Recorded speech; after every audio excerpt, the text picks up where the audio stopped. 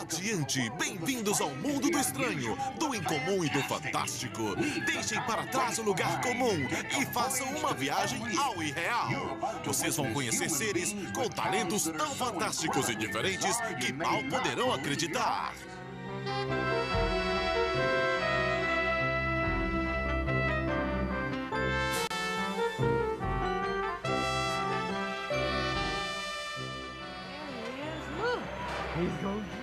O grotesco desvio de nós próprios sempre nos intrigou. Talvez tratando de responder à questão: quem sou eu? Qual é a minha natureza? Em parques de diversões e feiras, podemos nos ver e também ver os outros sob perspectivas diferentes. Nossa imaginação trabalha quando olhamos para espelhos e vemos nossas próprias distorções. Há muito tempo existiu um escritor genial e prolífico chamado Jonathan Swift, que escreveu uma história sobre criaturas e perspectivas distorcidas. Em sua narrativa, ele também fazia a pergunta por nós: quem sou eu? Qual é a minha natureza? As Viagens de Gulliver.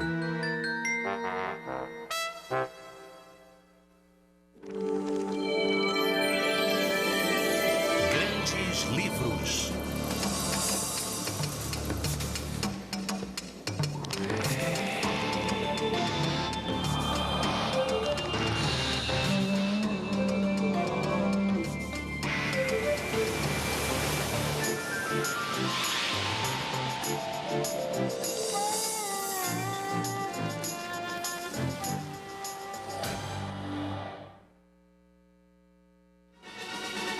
Foi dado o alarme pela primeira vez ontem à tarde, quando um gigante de 23 metros foi encontrado encalhado na praia da Limã, em Dublin. Está vestido com uma roupa típica da época e aparenta estar inconsciente. Seu súbito aparecimento causou uma enorme agitação.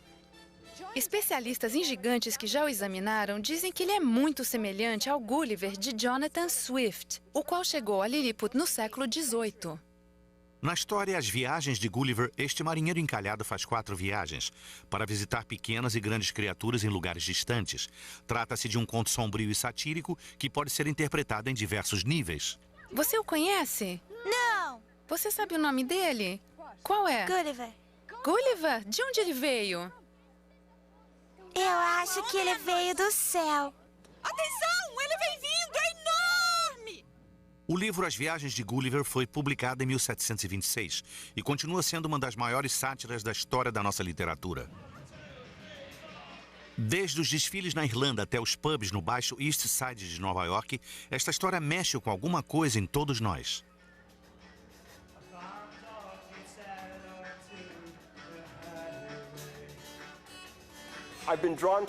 Tenho sido atraído por Swift ao longo dos últimos 25 anos por uma série de razões. Acho que o que mais me fascina é o quanto é irrefutável. É um escritor muito misterioso. Em Swift, existem poucas respostas. Na verdade, ele parece gostar de nos enredar em enigmas. Um gozador inveterado, um cético, um homem de muitas contradições. Jonathan Swift foi o maior satirista da língua inglesa. Seu propósito, segundo ele mesmo, não era divertir o mundo, mas inquietá-lo. Swift nasceu em 1667 e escreveu até quase a metade do século seguinte. Esta era a Idade da Razão, época em que os europeus viajavam para explorar terras distantes e traziam de volta informações incríveis sobre o vasto mundo. Também houve viagens para o interior da alma, pois o homem tentava desvendar a questão da essência da natureza humana. Somos basicamente benevolentes ou criaturas egoístas? Seres sociáveis ou animais ferozes? Swift, sempre incrédulo, questionava profundamente a crença que o homem é um animal racional puro. Não aceitava a noção clássica que o homem pode elevar-se acima da própria natureza e viver uma vida racional. Swift leva o leitor das Viagens de Gulliver através de 4 viagens bizarras, sátiras aguçadas das imperfeições, loucuras e vícios humanos. Nestas viagens, Swift joga radicalmente com o nosso sentido de perspectiva, nos forçando a examinar a nossa própria natureza. No livro 1, o gigante Gulliver visita a terra dos Lilliputians. No livro 2, ele se vê como um anão comparado aos Brobdingnagians. No livro 3, ele visita os cientistas em Laputa, que abusam da ciência e da razão. E no livro 4, Gulliver tem de encarar a questão de quem realmente ele é. Será um Ianan, uma nobre criatura racional com 4 pés, ou um Yahoo, uma monstruosa criatura cheia de vontades e impulsos? Através dos anos, Gulliver tem sempre tido uma enorme repercussão. Foi um fenômeno. Rapidamente foi objeto de inúmeras edições. Todo mundo leu. Tem sido lido como um conto infantil, como um relato de viagens, como um diálogo de um louco, como uma grande sátira. Pode-se dizer que é enganosamente simples e muito profundo. Acho que ele foi um mestre em dizer coisas com diferentes significados e deixar que o leitor decidisse como interpretá-las.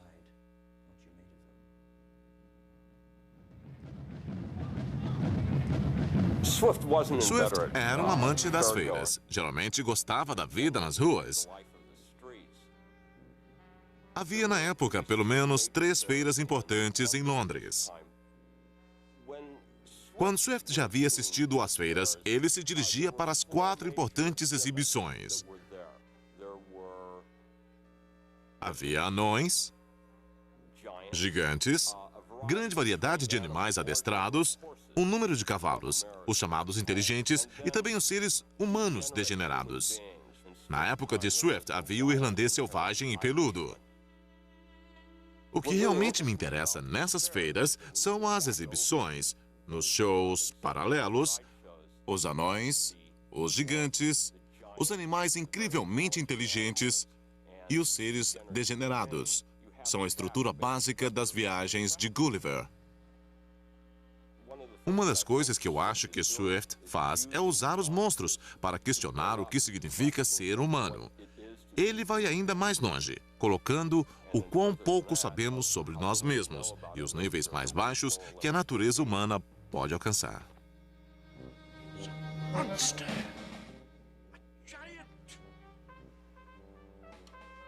No livro 1, Gulliver naufraga e vai parar na terra dos Lilliputians, pessoas requintadas, mas 12 vezes menores que ele. Com o passar do tempo, descobre que não são corteses. Na realidade, são desprezíveis e perniciosos.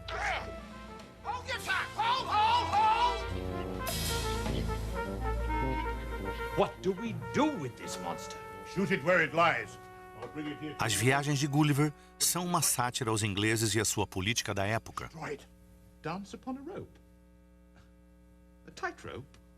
Gulliver aprende que, para obter favores e conseguir cargos públicos, os Lilliputians devem pular e dançar numa corda. I've heard it said that politics demand such skill. Let it be known that each candidate shall proceed from hither to yon, and anon from yon to hither, practicing such tricks as he shall deem proper. No livro 1, que fala sobre Lilliput, encontramos uma sátira à corte. Na época, a corte da Inglaterra alimentava um tipo de situação política especial baseada em nepotismo, favoritismo, bajulação e corrupção. Podemos perceber como esta corrupção se infiltra no sistema.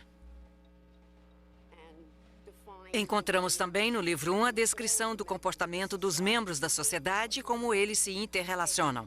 Eles se tornam pessoas insignificantes, de espírito mesquinho, equivalente ao seu tamanho físico. Now that you've been elected, suppose you consider the cost. We've placed you high on a pedestal which will sometimes feel like a cross. Like Jesus and Gandhi and Martin heard our applause and acclaim. With satire or with the pedestal, so much better for us to take aim. So much better for us to take aim. A sátira é uma forma antiga de arte que sobrevive até hoje. Eu sou um privilegiado por fazer o que gosto, caricaturas. Sinto-me parte de uma tradição consciente do onde fazer e por quê. Orgulho ter conseguido trazer este trabalho dos livros para a televisão.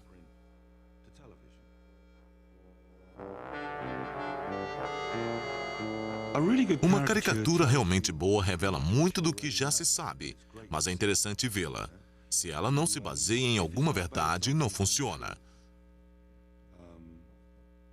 Se pensarmos que a maior parte das pessoas famosas pagam a alguém um preço alto para trabalhar suas imagens, nosso trabalho é apenas uma oposição a esta harmonia. Eu acho que todos nós tentamos ser swiftianos, mantendo a tradição. Um gigante como Gulliver sendo amarrado por pessoas minúsculas. Este é um recurso caricato grande se tornando indefeso e mantido como refém por um bando de pequeninos. Parece ser uma situação atual. Quanto maior os Estados Unidos se tornam, mais parece que se entregam. Espero poder usar esta técnica cada vez mais. O importante é que Swift não era nenhum João Ninguém descontente, cantor de música folk em São Francisco ou Moscou. Ele era do clero e tocava órgão na igreja. Ele era o doutor em teosofia na Catedral de Dublin. No entanto, ele possuía esta malícia, o que era maravilhoso. Eu creio que não há quase nada que Swift não tenha contestado. Ele escreveu ao Papa Alexander: o mais importante, eu odeio e detesto esse animal chamado homem. Entretanto, eu adoro João, Pedro, Tomás e assim por diante. Swift odiava a guerra, a escravidão e o colonialismo. Realmente, as considerava um ato desumano. A Irlanda era uma colônia. Swift tornou-se cada vez mais partidário da causa irlandesa, revelando a brutalidade do domínio britânico. Swift achava a Irlanda um país lindo, dominado e explorado pelos ingleses. Ele escreve: meu coração está angustiado para me permitir continuar com tal ironia. Qualquer estrangeiro que fizesse esta viagem poderia pensar que estava em Lapland, em vez de estar em um país tão abençoado pela natureza quanto o nosso, seja pela fertilidade do solo, seja pelo clima. Veriam um povo cuja vestimenta, alimento e moradia eram pobres. Havia uma atmosfera de desolação espalhada pelo reino. As famílias dos agricultores pagam aluguéis altos, vivendo na sujeira, se alimentando de batatas e leitelho.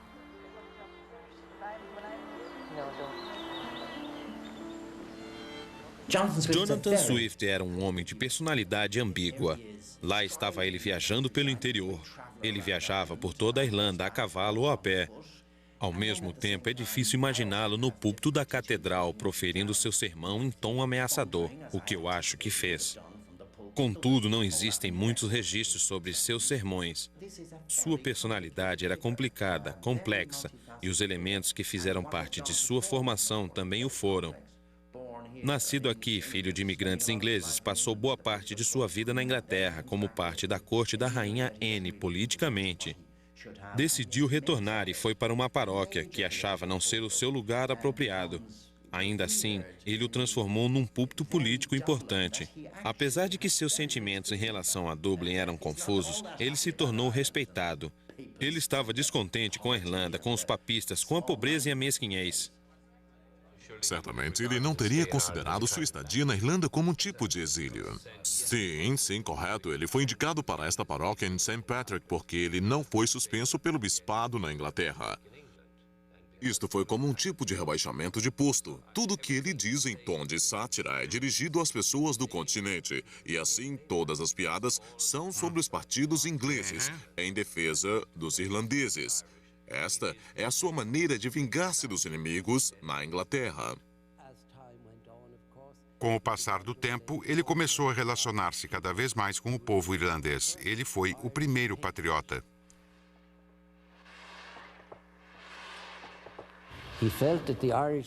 Ele pensava que o povo irlandês não deveria se envergonhar de si próprio. Pelas leis de Deus e da natureza, disse: vocês não são inferiores a ninguém. Então, ergam-se e mantenham a dignidade própria.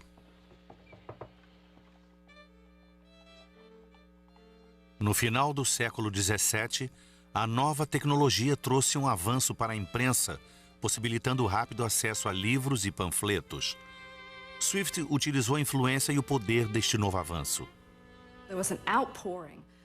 Houve uma inundação de propagandas e panfletos de todas as ideologias. Obviamente, Papa e Dryden, poetas da classe culta, consideraram esta manifestação um verdadeiro desastre. Swift não se opôs. Na realidade, deliciou-se. Entender como a imprensa modernista iria reformular a cultura, dando um tom mais democrático e popular. Este foi o seu talento.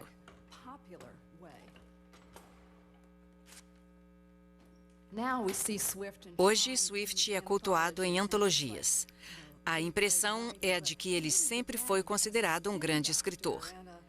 De fato, ele começou como contador de histórias, um controversista e escritor de tabloide, eu diria. Swift, ao longo de sua vida, foi um escritor de panfletos e propaganda. O seu mais famoso panfleto, A Modest Proposal, era uma sátira sobre a atitude arrogante dos ingleses para com a pobreza e a fome dos irlandeses. Era um narrador desembaraçado, culto, delicado. Sugeria calmamente que as crianças irlandesas deveriam ser transformadas em um novo tipo de carne a ser servida nos restaurantes. Swift escreveu: um americano muito conhecido, amigo meu de Londres, me garantiu que um bebê saudável e bem nutrido com 1 ano de idade é a comida mais deliciosa, alimentícia e saudável, quer seja ensopada, grelhada, assada ou cozida. E não tenho a menor dúvida, iria muito bem num fricassê ou num guisado. Uma cadência de tranquilidade aliada a uma imagem produzem um efeito impressionante. Ele ressalta que uma criança tenra oferece certos cortes de carne. Explica como devem ser cozidos e assim por diante. Tal efeito é produzido pela imagem gráfica, vista com olhos de pais, sem paixão e com certo distanciamento. No livro 2 de As Viagens de Gulliver, Swift exagerou os vícios da carne para apontar um aspecto grosseiro e animalesco da humanidade. Mais uma vez, Gulliver é atirado numa praia, na terra dos gigantes Brobdingnag, e é resgatado por um fazendeiro. Ele soprou meu cabelo para poder olhar melhor meu rosto. Então colocou-me gentilmente no chão, mas levantei-me imediatamente e caminhei lentamente para frente e para trás, para mostrar-lhe que não tinha intenção de escapar. Nos primeiros 2 livros, a mudança de perspectiva e a técnica de desconhecimento são as características principais. Primeiramente, Gulliver é um gigante em terra de anões. Depois, ele se torna o anão em terra de gigantes. Tudo é relativo. Não podemos discutir o tamanho ou qualquer outra qualidade sem focar a proporção em relação a outras coisas. Através da mudança de perspectiva, Swift nos encoraja a ver o mundo por um outro prisma, a entender o que é se sentir pequeno e desamparado perante as forças do mundo.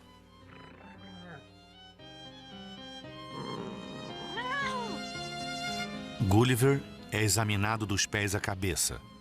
Tratam-no como uma criança, lhe dão até uma babá. Colocaram-me sobre uma mesa na maior das salas da estalagem, medindo uns 100 metros quadrados.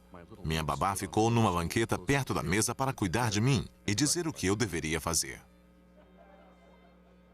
A rainha gostou tanto de minha companhia que exigia minha presença no jantar. Deram-me uma mesinha com uma cadeira que colocaram sobre a mesma mesa de jantar de Sua Majestade, perto de seu cotovelo esquerdo. Mas o mundo fica cada vez mais ameaçador para o pequeno Gulliver. Duas ratazanas correram para me cheirar na cama. Levantei-me assustado e tirei minha adaga para me defender. A criança me levantou pelo meio e colocou minha cabeça em sua boca. O anão me pegou com as duas mãos e, espremendo minhas pernas, enfiou-me dentro de um osso de tutano até a cintura. O macaco era visto por centenas na corte, segurando-me como um bebê com uma das patas e me alimentando com a outra. Quase me engasguei com aquilo. Senti vontade de vomitar. Swift insiste em nos contar coisas que não queremos saber. Quando vemos um filme, sabemos que as pessoas precisam ir ao banheiro, mas nós não queremos saber disso. Swift insiste em contar. Ele diria, o leitor sem dúvidas estará imaginando como eu fiz para limpar meu intestino. Ou então, o leitor não saberia mais cedo. Ele disse, eu fiz o seguinte. Escondi-me entre duas folhas de trevos e lá descarreguei as necessidades da natureza. Espero que o gentil leitor me desculpe por alongar-me nesses e outros pormenores. Acho que Swift não gostava muito das pessoas. Ele sentia repulsa por qualquer coisa física, como orifícios, sexo, axilas. Contudo, estava sempre abordando tais assuntos. No show é o que fazemos muito. Parece sem sentido e cruel, mas infelizmente faz as pessoas rirem. Esta é Fergie. Parece que ela necessita de uma reforma. É através da cabeça que os olhos serão consertados. E depois a cabeça será refeita. Não há muito sobre sexo nas viagens de Gulliver, a não ser quando é levado para o vestiário das damas de honra. As damas de honra muitas vezes me despiam dos pés à cabeça e me deitavam em seus seios. Isto me deixava insatisfeito, pois, para falar a verdade, suas peles exalavam um odor desagradável. Suas peles pareciam tão ásperas e grosseiras em vários tons. Quando as via de perto, percebia verrugas aqui e ali tão grandes como uma trincheira, com pelos grossos crescendo como um barbante, sem contar o resto em relação às suas pessoas. De certa forma, a tentativa de entrar em harmonia com o corpo é um dos grandes temas das viagens de Gulliver. Gulliver, de alguma forma, não gosta do corpo. Não aprecia a forma humana. Quer transcendê-la ou ficar acima. O que torna Swift uma figura do século XX é a sinceridade. Ele dizia o que pensava. Ele deixa muito pouco para a pesquisa do campo analítico e diz: acho que a sexualidade está próxima da função de excreção. E está mesmo. Ele se preocupava com sujeira, falhas, faltas, ganância e vários outros impulsos humanos desagradáveis. Viver em Dublin no século XVIII deve ter sido muito difícil para uma pessoa meticulosa como Swift. Havia excremento de cavalo pelas ruas, esgotos eram primitivos, as pessoas só tomavam banho uma vez por mês. No caso de uma personalidade compulsiva e obsessiva como Swift, o convívio com seu semelhante poderia ser difícil e tenso. Questiona-se se ele evitava o contato físico mais íntimo devido à sua obsessão em relação à contaminação e à sujeira. Este elemento está presente nas viagens de Gulliver. Não há dúvidas de que Swift tinha problemas com a intimidade profunda. Ele poderia chegar perto, mas não o suficiente. Ele tinha dificuldades enormes com as mulheres. Ele sempre as abordava de uma forma defensiva. Se olharmos para o seu passado, veremos que ele não teve pai, ou seja, seu pai estava morto quando ele nasceu. Ele dependeu da bondade de parentes. Dentro de pouco tempo, a enfermeira o raptou, levando-o para a Inglaterra. Quando sua mãe soube do acontecido, escreveu para a enfermeira dizendo: não o traga de volta. Ele é muito pequeno para aguentar uma viagem de retorno à Irlanda. Assim, ele ficou na Inglaterra por 3 anos, longe da mãe e da irmã. Pessoas especulavam até que ponto Swift não gostava das mulheres e não era preciso ser freudiano para tal. Seu comportamento com o sexo oposto era complexo, pois ao mesmo tempo ele as amava. Era uma relação de amor e ódio, originado talvez durante a privação nos seus primeiros anos de vida. O que ele vivenciou com as mulheres foi o abandono. Eu creio que isto o afetou profundamente. Swift nunca se casou, mas se relacionou com 2 mulheres, Stella e Vanessa. Dublin sempre se perguntou sobre a natureza dessas relações. Platônica, romântica, sexual, isto ainda é um mistério. Stella cresceu numa propriedade na Inglaterra chamada Moor Park. Swift também morava lá quando trabalhava como secretário do importante membro do parlamento Sir William Temple. Enquanto estava em Moor Park, Swift era ainda o tutor de Stella, que tinha 8 anos na ocasião. Anos depois, Stella mudou-se com sua governanta para a Irlanda. Continuou a ver Swift regularmente e os acadêmicos continuam a especular sobre esta relação. Será que se casaram secretamente? Eram irmãos? Ela seria sua filha? Os dois passaram muitas horas juntos na Marsh Library da Catedral de St. Patrick, em Dublin. Durante 40 anos, Stella foi o brilho, a estrela especial na vida de Swift. Há uma história sobre Swift e seu grande amigo Dr. Delaney. Dr. Delaney entrava na biblioteca Marsh quando Swift passou rapidamente por ele, claramente bastante angustiado. Delaney encontrou o arcebispo King, outro grande amigo de Swift, dentro da biblioteca, a quem perguntou o que se passava com Swift. Aparentemente, a esta altura, o arcebispo King chorava e respondeu: "Você acabou de ver o homem mais infeliz do mundo. E sobre isto, você nunca deve me questionar." Esta é a história. Deste ponto em diante, disse que Swift contara ao arcebispo porque não poderia se casar. Era como se Stella fosse sua irmã. Ele sempre se referia a ela ou falava dela como sua amizade. Ele não menciona amor, mas constantemente menciona a amizade. O mesmo se passava com relação a Vanessa. Vanessa, a outra mulher na vida de Swift, morava em Selbridge, na propriedade da sua família nos arredores de Dublin. Swift a visitava com bastante frequência e se encontravam num abrigo retirado que ela havia mandado construir especialmente para ele. Ela chegou até a plantar um arbusto para marcar cada visita. Ele lhe contaria sobre seu trabalho nas viagens de Gulliver. Mas Vanessa queria mais. À medida que a sua ligação com ele se aprofundava, as visitas de Swift se tornaram espaçadas. Ela não deixou qualquer dúvida sobre os seus sentimentos por Swift. Em determinado momento ela escreveu: "Eu nasci com paixões violentas que formam uma única, a paixão indescritível que sinto por você." Ao mesmo tempo que lhe reafirmava sua devoção, Swift desestimulava qualquer ideia de casamento. Encorajando-a a achar outras distrações, ele dizia: "Não se esqueça, leia e faça exercícios para fortalecer a sua mente e a saúde do seu corpo, e não seja tão romântica. Comporte-se e fale como um homem deste mundo." Disse que numa dada primavera, Vanessa ouviu rumores de que Swift teria se casado com Stella. Ela escreveu desesperada para Stella, perguntando se aquilo era verdade. Stella contou a Swift que furiosamente discutiu com Vanessa. Ele não poderia perdoá-la por ter quebrado as regras de discrição que ele havia lhe imposto. Esse seria o seu último encontro.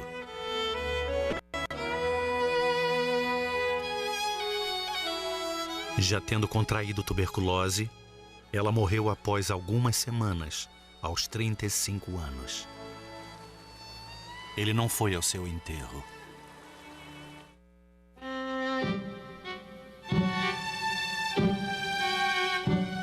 O livro As Viagens de Gulliver foi publicado numa época de grande questionamento científico. Tudo parecia possível, mesmo que não fosse. Estávamos no século XVIII, na Idade da Razão, uma época de pesquisa e investigações científicas. A ótica desvendou novos horizontes. A física newtoniana entrou na moda. Viagens eram feitas a terras distantes para exploração e obtenção de objetos exóticos, plantas, animais e pessoas. Entretanto, a pesquisa científica poderia ser levada a extremos.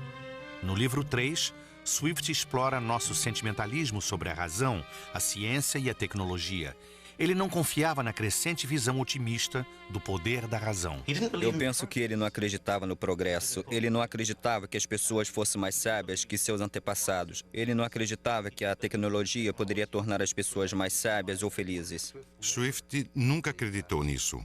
Creio que essas eram as razões pelas quais ele duvidava da ciência moderna e que estava surgindo naquela época.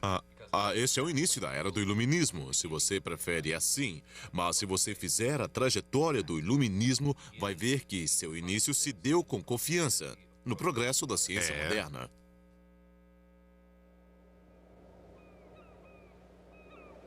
No livro 3, Gulliver se encontra na ilha voadora chamada Laputa. O leitor dificilmente pode conceber meu assombro ao notar uma ilha no ar, habitada por homens que são capazes de levantá-la e baixá-la, ou colocá-la em movimento ao seu bel prazer. É uma terra da ciência que enlouqueceu. Swift era contra a abstração, que ele associava com ciência. Creio que, basicamente, ele era um cético. Ele não achava que teorias científicas poderiam ser baseadas na realidade ou mesmo comprovadas. You've arrived at last. Here, put some of these in there. No terceiro livro, muitos dos experimentos que parecem tolos eram, na verdade, experimentos que ele retirava da publicação oficial da Sociedade Real. I'm extracting sunlight from cucumbers. Just another 8 years and I'll have the problem solved. A ideia de Swift era de que a razão deve sempre estar em contato com as praticabilidades ordinárias da vida. Encontrou sua razão de ser quando se colocou a serviço do homem para melhorar a humanidade. A razão e filosofias abstratas não lhe interessavam. Em Laputa, cada experiência torna-se mais abstrata e mais absurda que a anterior.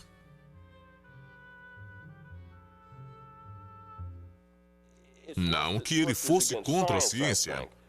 O que ele faz, como sempre fez com todas as coisas, é uma distinção entre o uso e o abuso da ciência. Primeiramente, ele mediu minha altura com um esquadro e então, com régua e compasso, descreveu as dimensões e contorno do meu corpo inteiro. Em 6 dias, trouxeram minhas roupas, muito mal feitas, devido a um erro numérico nos cálculos.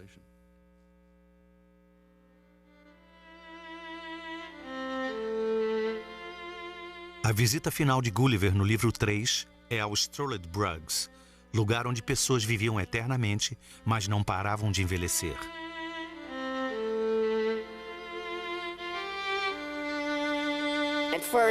De início, Gulliver fica deslumbrado.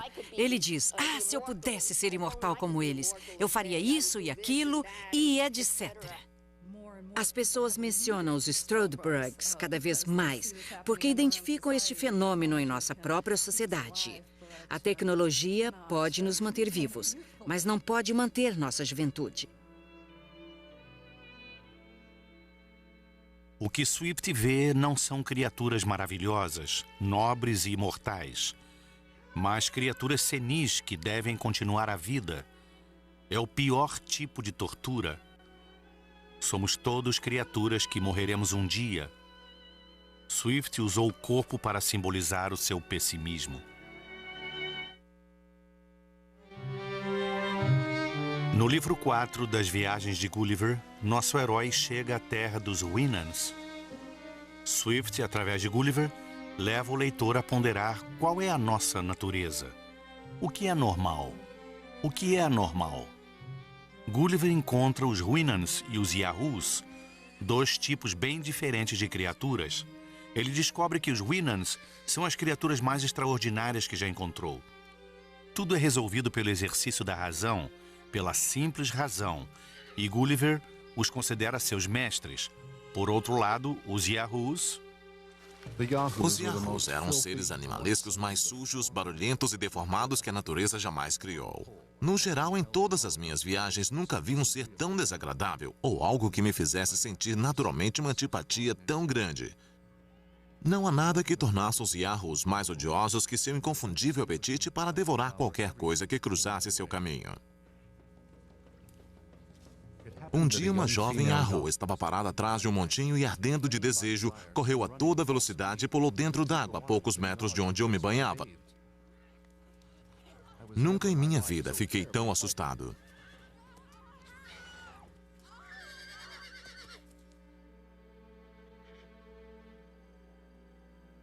Quando os Houyhnhnms colocaram a criatura e eu juntos e compararam nossas formas cuidadosamente, repetiram várias vezes a palavra Yahoo. Então eu pude ver a minha imagem refletida num lago ou numa fonte e virei minha face horrorizado, detestando a mim mesmo. Poderia suportar a visão de um Yahoo comum em vez da minha própria. Meu mestre me disse um pouco confuso que na última Assembleia Geral, na qual o assunto dos Yahoos foi discutido, o parlamento havia tomado como ofensa o fato de ele manter-me em sua família como sendo um Houyhnhnm. Para eles, eu era um Yahoo, um ser animalesco e irracional.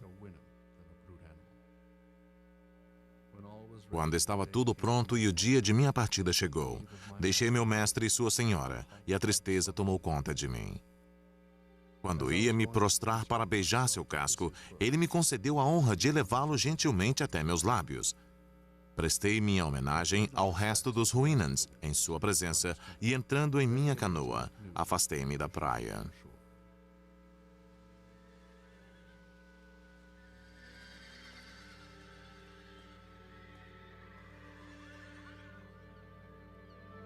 Durante o primeiro ano, não pude suportar minha esposa ou filhos. O odor que deles emanava me era insuportável. Meus cavalos me compreendiam razoavelmente bem. Conversava com eles pelo menos 4 horas por dia.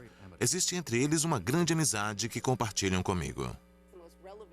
Na minha opinião, o fato de Gulliver maldizer e fugir dos Yahoos é o ponto crucial do livro 4. Gulliver vê os Yahoos e diz: "Oh, meu Deus, estas são as criaturas mais repulsivas e degradantes na face da Terra." Como se eles fossem completamente abomináveis. 3 páginas à frente, ele olha profundamente para um Yahoo e identifica uma forma humana perfeita. Ele vê a si próprio. A questão colocada aqui é a identificação da nossa verdadeira natureza através do espelho, onde vemos refletidos os nossos temores e blasfêmias, exatamente o que não queremos reconhecer. É uma pergunta bastante difícil e perturbadora, porque seja lá o que for, tudo o que projetamos nos outros é, na verdade, parte de nós mesmos. O que Swift está dizendo é que há um monstro oculto em nós e que deve ser mantido sob controle. Creio que Swift atingia as profundezas da natureza humana, onde se podia chegar a um nível de absoluta depravação. Não acho que ele acreditava que a natureza humana fosse totalmente depravada, mas ele pressentia que isto era possível. Era possível mergulhar no nível profundo animalesco, de ações cruéis, terríveis e assustadoras. Naturalmente, este processo tem sido demonstrado através da história do mundo.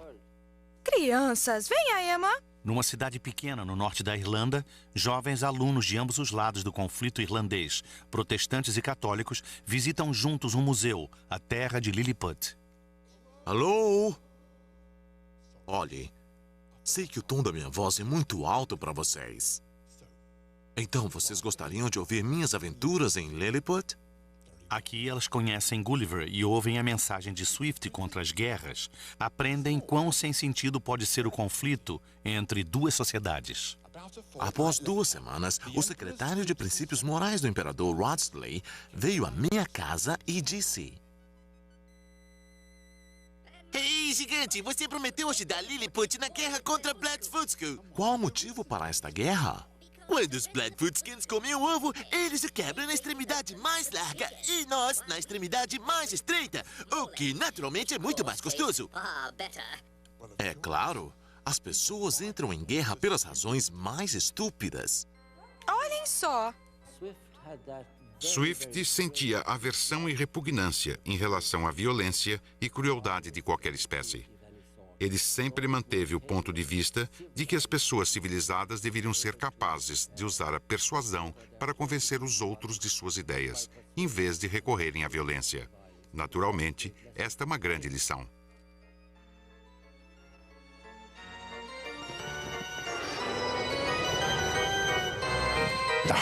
Os horrores eram relevantes e claros para ele. Eles não estavam escondidos e camuflados sob uma capa de gentileza, graça e elegância.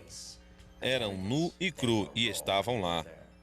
250 anos depois, chegamos ao século de Hiroshima, Bósnia, Ruanda e ouso até dizer da Irlanda do Norte. Está latente. É preciso ser um lunático, no antigo sentido filosófico, para não ver as falhas do coração da humanidade. Swift os viu e os apontou.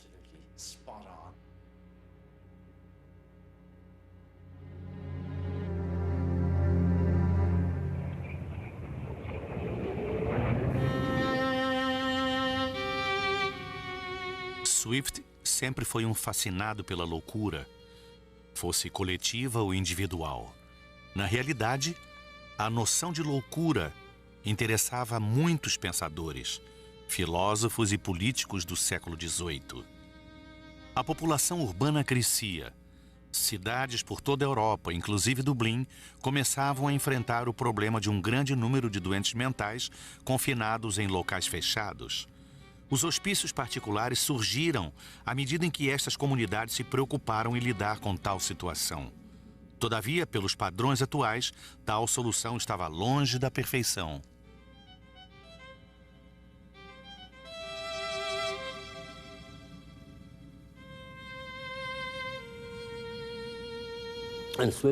Swift, naturalmente, retornou à Irlanda e disse: fundarei um hospital adequado onde estes pobres e desafortunados serão tratados com dignidade. Fundou, assim, o Hospital de St. Patrick. Jonathan Swift deixou sua propriedade para a fundação de um hospital em benefício daqueles que então eram chamados de loucos e insensatos. Não foi um ato repentino, nem tampouco um impulso. Ele havia pensado sobre isso e planejado tal herança, discutida com pessoas proeminentes na comunidade de Dublin, por exemplo. Na verdade, ele descreveu claramente como este novo hospital deveria ser dirigido. Ele está vivo e floresce hoje, graças a Swift. Ele estava muito adiante de seu tempo. A doença mental era tida, na época, como sendo o resultado de possessão demoníaca. Swift foi pioneiro no tratamento da doença mental, o que é maravilhoso. Swift escreveu seu próprio epitáfio em tom irônico. Ele deu a pouca riqueza que tinha para construir um abrigo para os loucos e insensatos e mostrou com um toque satírico que nenhuma nação o queria. Há um debate intenso sobre a sanidade de Swift. Isto depende da sua definição de insanidade e dos frenologistas, os pseudocientistas do século XIX que exumaram o seu crânio procurando explicar a sua excêntrica genialidade. Sabemos que durante toda a sua vida, Swift foi atormentado pela doença de Meniere, que causava desmaios, tonteiras e um apito no ouvido. Num sentido figurado, pode ser que ele tenha se tornado louco. Nos seus 3 a 4 últimos anos de vida, ele começou lentamente a ficar senil, se distanciando do real, se tornando ausente. No final, o grande satirista acabou como um tutelado da corte. William Thackeray descreveu seu pseudônimo, Swift, na fase final da sua vida como um gênio em decadência horrível e ruína. Parece-me um homem tão ilustre que pensar nele é como pensar na queda de um império. Quando ele faleceu, em 1745, a cidade ficou de luto. A cidade chorou a perda do diretor eclesiástico de St. Patrick. Como um patriota, se não assegurou algum grau de liberdade ao país, pelo menos, como Davi, ele enfrentou uma espécie de Golias. Ele devolveu ao povo algum senso de identidade e orgulho. Ele tinha um comprometimento apaixonado com o ser humano, bem ao estilo do século XX. O indivíduo era importante para Swift. Ele desdenhava e suspeitava de ideologias. Com respeito à pretensão humana e à grandiosidade, nutria grande cinismo e ceticismo. Swift, talvez, seja um tipo esquizofrênico. Ao religioso que crê, que possui profunda fé. E ao escritor, profundamente descrente, pessimista, sombrio. Nunca estavam separados. Sempre trabalhavam em conjunto. Penso que esta é a maneira que ele vê a natureza humana. Uma combinação única de forças. Algumas maravilhosas. A maioria muito perturbadora. As viagens de Gulliver? Bem, as viagens de Gulliver no final são concerning human foibles and pretensions. Scientific, artistic, political, personal. And in that sense, 250 years later, we're no further on. I mean, I don't know what Swift would make of the 20th century. He would recoil in horror, I think, at its aberrations, but he would not be surprised. He would not at all be surprised.